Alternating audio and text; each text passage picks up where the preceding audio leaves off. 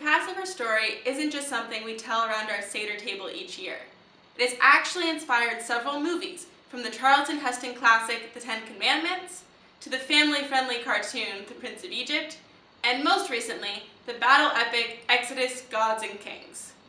While Hollywood tends to take some artistic liberties, each of these movies can really be considered a midrash, a Jewish story that is based on traditional texts.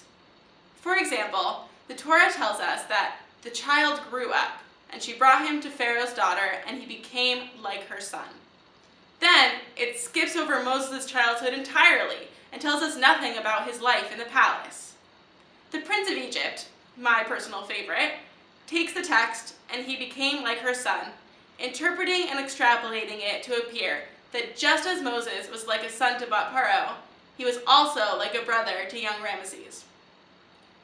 Assuming that Moses was close to other children in the palace could be considered a reasonable notion. The relationship between Moses and Ramesses, shown in the movie, attempts to enhance the text by adding an additional layer to our traditional retelling of the Passover story. As we watch Moses' personal struggle in confronting Ramesses, now Pharaoh and a man whom he once considered a brother, it provides a story with a human element, and of course, some Hollywood drama.